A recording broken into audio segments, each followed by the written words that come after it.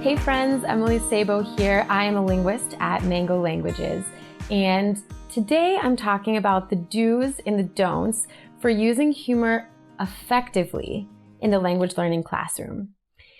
So I'm a linguist, got my PhD at University of Michigan, and I study sociolinguistics. Now, that's my training. In my spare time, many of you might not know that I also do stand-up comedy, which is a lot of fun. So I'm very well poised to talk about the intersection of humor and language learning. This talk is specifically for language teachers, but to be honest with you, it's generalizable to teachers across disciplines, across academic content areas. So please, share this information with your teacher friends. The more people that get this information, the better is the takeaway. Now, in this session, we'll review the research on positive and negative outcomes of humor integration in the classroom. We'll provide best practices for using humor productively in language learning spaces, and I'll present a series of humor examples and reflective prompts that will help you develop an intentional and reflective humor philosophy for your classroom. For context, so I teach Spanish at the University of Tennessee, and I've taught linguistics courses, I've taught ESL courses in South Korea. So I've had a large swath of different ages of students, K through 12, university, adult, English, Spanish, linguistics, right? So I've kind of run the gamut on different kinds of classrooms in different academic disciplines, different ages, different target, language proficiencies. And what I always come back to is how I feel when I leave the classroom. Humor is a huge part of that. And so what I want to leave you with today, concretely, is with an understanding of what psychology considers the 4 main humor styles, to get a sense of what your humor style is as a person, and then see how that translates to your humor style as a teacher. Why do we need humor in the language classroom? 1, you don't need it. But a lot of us want it. It can increase enthusiasm and confidence in students. It can increase joy and happiness. It can get students to feel more comfortable taking risks. Learning is all about taking risks, being wrong in order to get right. It can reduce stress, which all of our students could use less stress these days, and teachers too. We have a lot on our plates. Humor can enrich the language learning process, but the type of humor matters in a big, big way. When we talk about humor in the language classroom, one thing that people always ask is how do you do that as a teacher? And the answer is 1, you don't have to if you don't really like making jokes. Again, I want to come back to that time and time again that humor is an addition to a good language classroom. It's not necessary. And it really depends on your own personal preferences and your comfort level with it. Now, what I tell my students to motivate them to speak up, try hard complex grammar, try new vocabulary, is that errors are what learning sounds like. And I'll say it again because it's that important. Errors are what learning sounds like. I also tell them, and this is especially true for the Zoom classroom, that awkward silence is what thinking sounds like. And that one I'll say again too because it's also very important. Awkward silence is what thinking sounds like. So just in the same way as we tell students, it's okay to have think time, right? I'll give you 30 seconds to think on your own before I call on someone. We normalize that silence is a crucial part of the learning process. We also should be normalizing that errors are part of the learning process. And as teachers, we know this, but students need to hear it. I honestly try to say it 3 times every class, especially if I see deer in the headlights kinds of eyes from my students. I will say, hey, so-and-so, do you have the answer? And, or how would you translate this into English, into Spanish? And if they look worried, I say, wrong answers only. Or I say, errors are cool. We're here to practice. Better now than on the test, right? Before we get into the heart of the matter, I want to talk a little bit about some best practices for using humor in the language classroom. The first big point, of course, is always going to be when it comes to using humor in the classroom, don't go for shock value over the effect that you can have on students. Never go for the shock factor. Don't try to be relatable. Don't try to be hip. Don't try to be cool. Don't try to be their friend before thinking intentionally about like the target of the humor that you're going for. So you don't want to make fun of your students. You don't want to make any personal attacks, of course. You don't want sexual jokes, any topics that are known to be triggers for people. Avoid them. If you're asking yourself, is this appropriate to say? Don't say it. It's that simple. Of course, there might be times when you make a joke and a student, then tells you maybe during class or after that it wasn't appropriate or that it offended them, made them uncomfortable. And the key there is to be reflective.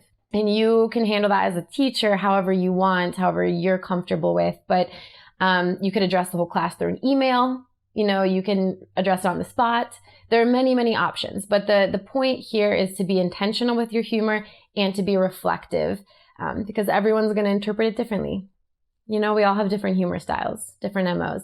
There are a whole host of other taboo issues that you don't want to touch, but this is 100% culturally specific, 100%, region specific, language specific, and individually specific. And so this gets to set expectations about humor in your classroom. Now, as teachers, professional development, during our student teaching phase, during our training phase, we're always taught to think about how we're going to implement and enforce community guidelines. So we have community norms, about respect one another, show grace to one another, treat others like you would want to be treated, use each other's names when addressing each other, right? There's all these different community norms that you can set with your class to set you up for success, for a safe space, for a place to grow and to learn together. One thing that is underutilized, I know probably a lot of you have used it though, is using diagnostic quizzes at the beginning of the year, at the beginning of the semester, however you set up your time at your school. And typically when we do diagnostic tests at the beginning of the semester, it's to get a sense of like, what are my students' hobbies? What is their nickname? What is their gender pronoun? What is their background with the language? Where are they from? All of these are great. But one thing that I've actually never seen on anyone else's diagnostic quizzes is what are your thoughts on humor in the classroom? And this isn't to say that you have to add this question. There's only so much, you don't want to overload your students with questions about their expectations and their preferences, but if understanding humor and how you can use it in the classroom, if that's important to you, that's worth asking your class. And it doesn't have to be in the diagnostic quiz. It could also just be an opener, like, a warm up at the beginning of class, a breakout question. But I find that students have a lot of thoughts on this, and it really does get them engaged because everyone has an opinion about like where they draw the line on what's funny and what's not. And it's a nice avenue to get to know each other. But in addition to just getting the answers from them, asking the question is very important because what it does, and here's the trick, is it signals to the students that you're thinking about this. You're already thinking about creating a safe space and making sure everyone's comfortable, making it fun, making it engaging. It's the same reason that I always ask on my diagnostic tests or diagnostic quizzes, get to know you quizzes at the beginning of the semester. In small group work, are you more of a talker or more of a listener? And now the information that they give me when they say more of a talker, more of a listener, or balanced is important. But what's more important is just asking the question, because this is what we call cognitive priming. Now they've been asked this question, so when they come up and they show up to my class, to our class, they're thinking, okay, I know that I tend to be very quiet, so maybe I'll step that up a little bit. Or maybe they say, oh, I know I talk a lot, so maybe I'm going to let people, chill. So the same idea here is asking that question can get people in the classroom, your students, primed to think about how they want humor to be used, how they're comfortable with it, and how it helps their learning.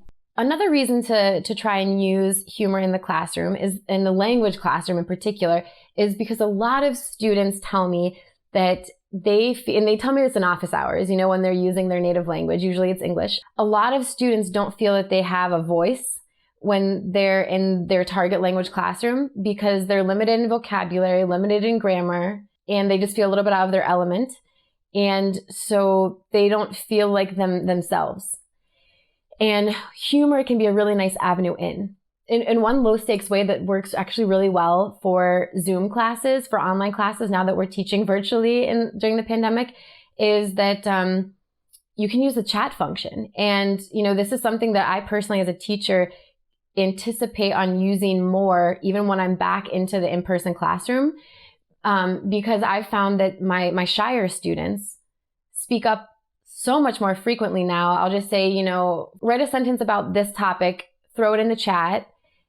If we were in the classroom pre-pandemic, I might have gotten 3 people to raise their hand and share with me their sentence, and then the other people who weren't as comfortable wouldn't have shared it. But now I can see it live. And so I'm thinking now about ways to make that happen later on. But a lot of students feel like they don't have a voice in this class because they're not using the language they're used to. And so by imbuing the class with humor, you kind of set them up for feeling a little bit more comfortable.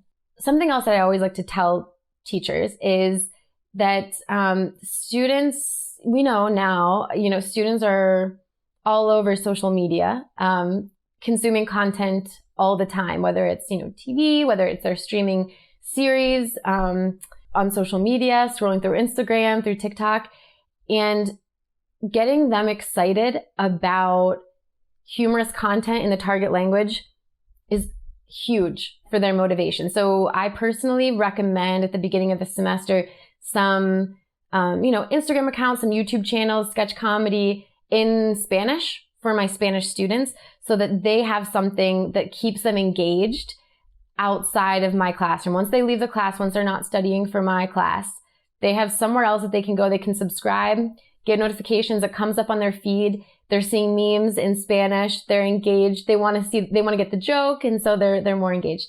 Now, of course, you have to have you want to look for appropriate content to be recommending. This will depend on the age levels, of course, too, and the cultural context of your school. And you want to make sure that you're caveating that you aren't responsible for the content that they put out, that they're maybe swearing, if that's, part of the content that you're suggesting. But in general, engaging your students with humorous content can be very motivating for them. And I found that to be true for me and my students. One thing that I do in my class, this is a fun activity that my students really love, is I make them make memes. So I will, let's say we're doing a grammar point. Maybe we're practicing the difference between the verbs ser y estar in Spanish. And I will put up a blank meme, and then I'll ask them to meme it in the chat. And then, I'll read through them and give them feedback and, laugh at the ones that are funny to me. And that also gives them like, hey, I made the teacher laugh. That's pretty cool. And you see other kids chuckling. And so it's one way I found to use humor and let students show their creativity, right? All I'm providing at the end of the day is an image, right? Like a blank meme. And then they're using their creativity to practice the language and possibly make a joke. What's important here to know, and this is part of my next point, is that humor, especially in the language classroom, isn't for everyone. And so some students aren't going to want to engage in writing humorous sentences. Maybe they are there because they want to learn Spanish and that's their focus and they don't want to mess around. Or maybe they don't, it's stressful for them to have to write in the target language. And so it's too much cognitively to try to also be funny. And so my suggestion is that you not pressure students into being funny, because that can also lead to a whole other host of issues for them, added stress and, maybe making jokes when they're about things that shouldn't be joked about if you're, pressuring them into being funny. So, big takeaway is respect everyone else's unique MOs. If your students aren't all about the humor, that's totally fine. It's cool. That's something actually that I have to check because like I told you earlier, I, in my free time, in my off time, do stand-up comedy, and I love making people laugh. So for me, I value humor very high. It's high on my totem pole. But for other people, that's not, what they come to a work meeting for. That's not what they come to my class for. And so, you have to be mindful of, like I said, everyone's unique MOs. Okay, who is ready to get to the fun stuff? So now I'm going to review the 4 humor styles as identified by the most recent psychology literature.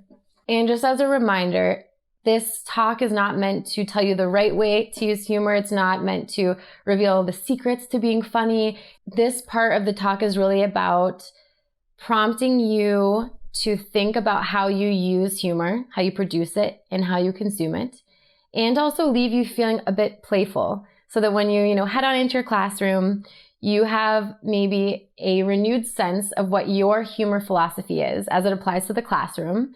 I mean, you can also think about these prompts as to how it, relates to your personal life, your family life, your friend life. But in particular, since the topic here is in the classroom, I really want you to think about what your humor philosophy is for your classroom with your students. There are many, many different kinds of humor, that come about that can come about in a classroom. One can be, traditional jokes, silly sounds, nonverbal cues, things you do with your hands, absurd situations, observational humor, inside jokes that you have recurring with your class. One way that psychological research has divided these up in a clean and tidy way is into 4 different parts. And I'll go through and explain the names and describe each of these 4 different humor styles.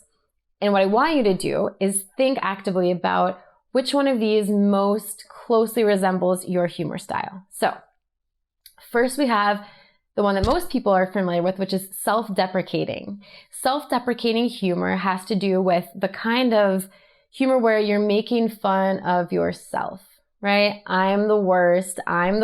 Look at me. Oh my God, look what I've done. This is one particular kind of humor that, has pros and cons. When you sprinkle in a little bit of this, it can also remind students that hey, even the teacher can make mistakes. They can laugh at themselves. Maybe the pressure's off a little, for me to be perfect, for me to say everything perfectly in the target language. Okay, pressure relieved. Now, the second kind is other deprecating. So this would be y'all the worst. They're the worst. They did this thing. Let's laugh at them. So this is the making fun of other people humor. It could be the people in your classroom, not recommended, or people outside the classroom, right? The third kind is what we would call affiliative humor. So you can think of this as friend-making humor. This is kind of laugh at my joke and then love me. That's kind of what you're laughing at the water cooler with your friends or your classmates, or you're making a joke about, something that's funny that happened in the news in order for the class to kind of get on your side and think you're cool. And then the fourth kind is self-coping, also called self-enhancing in the psychology literature. Let's imagine you go down and pick up your pencil and your pants rip, and then, you make a funny joke about how embarrassing it is. Or you step on, you're outside and you step on some bird poop and you say, well, that's perfect. All of these little ways of looking at life's absurdities and turning it into a joke is what we would call self-coping. It's kind of dealing with life's absurdities. So I invite you now to think of these 4: self-deprecating, other deprecating, affiliative, also called friend-making in my terminology, or self-coping, also called self-enhancing in the psychology research. Which of those 4 feels the most like your teaching persona? If you were your students, what would your students say about your humor style? Then I'd also invite you to think, what would you want them to be saying about your humor style? You might notice those are the same. You might notice they're different. But it's worth reflecting on. One way of reflecting on this question of what kind of humor, what is your humor philosophy? What is your humor style? One way to do that is just to think back to recent classes that you've had and think about the jokes you made. Another way is to be mindful of, for the future classes that you have, let's say this week, next week, this month, try to be mindful in the moment of what kinds of jokes you make in class, what humor makes you comfortable, what makes you uncomfortable. And the last way, possibly the most fun of the 3, is to watch some humorous content and see what makes you laugh the most. And then ask yourself, what kind of humor is this? Is this self-deprecating? Is it other deprecating? Is it friend-making? Is it self-enhancing, right? So like, which of the four is it? And so what we're going to do now is we're going to go through a series of memes. And I just want you to enjoy, sit back, and try to take stock. Try to identify which of the four humor styles the meme is hitting. In some cases, it can be, 2 or more. And then I also want you to think how funny you found it. Okay? Do you have a doctor here? Yes, I'm a doctor. What's your specialty? I'm a doctor of mathematics. My friend is dying. -1. Adulting fail number 23. Turned on the wrong burner and have been cooking nothing for about 20 minutes. That's relatable. Universe, please give me some direction. And then the universe says, Pulsh. I like that one. What about, used to sneak out my house to go to parties. Now I sneak out of parties to go to my house. That one got me good. My professional writing style versus when I start talking. Me, I think I only spent $20 last night. Bank account says negative $268.46. Me, interesting. How normal people set alarms, 6 a.m. How I set alarms, every 5 minutes. I love this one. 2021 mood. Hey, no. That one's silly. I like it. What ages were your guys' ugly years? And the response would be birth to present. Like, okay, that one's pretty obvious that's self-deprecating, right? My parents, late 70s, got me a PS5 controller for Christmas. I do not own a PS5. Okay, so you're starting to see that one would be other deprecating, right? Making fun of the parents in this case. I hope it's a PS5. That's more observational humor, so that's kind of like friend making humor, affiliative humor. Me doing things alone versus me doing things when someone's watching me or when someone watches me. Yeah. That's, I would call that self-enhancing humor, because you're kind of making, you're observing something that happens to you and how absurd it is. And then you're, laughing about it rather than getting, sad about it. Okay. And this is another parent one. So what my parents see there's a typo there, but what my parents see when I switch the HDMI 1 to HDMI 2, again, that's, other deprecating, it's making fun of someone else.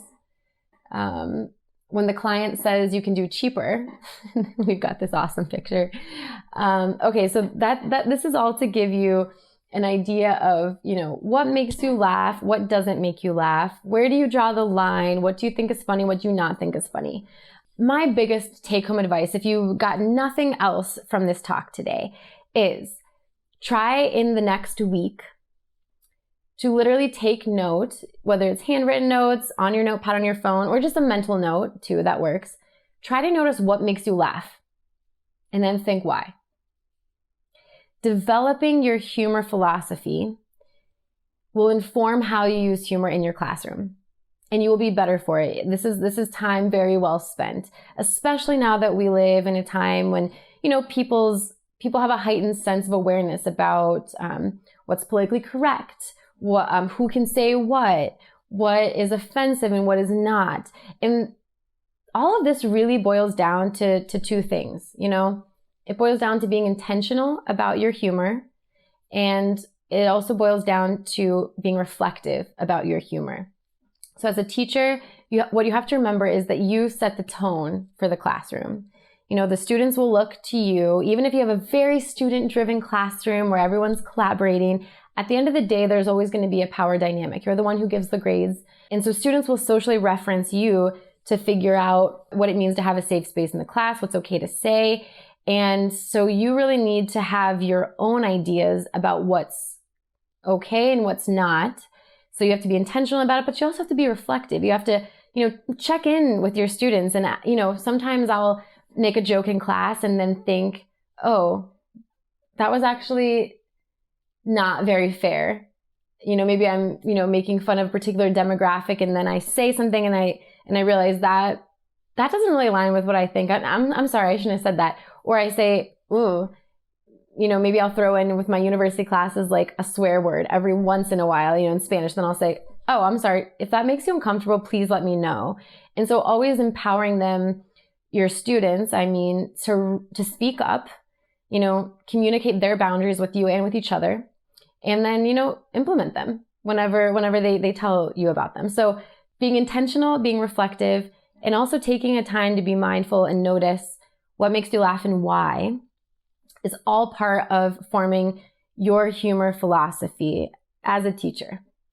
And this will make a difference in your language classroom. And I hope that you are able to infuse your classroom with humor, because we know it has all these amazing benefits like reducing student stress, risk-taking a little bit more because you're not afraid to make a mistake, and, just increased overall engagement with the course content.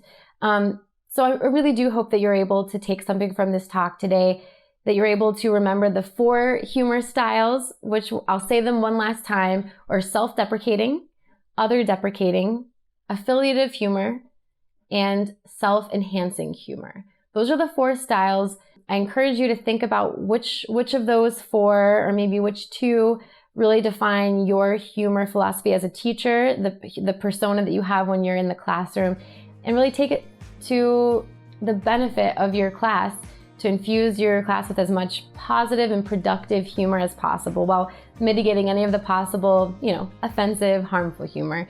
And with that, I hope you have an amazing rest of your day, and please do reach out to me. My name is Emily Sabo. You can email me at emily.sabo@mangolanguages.com. I am a linguist at Mango Languages, the language learning app, and I also teach Spanish at the University of Tennessee. Stay curious, everyone. Bye.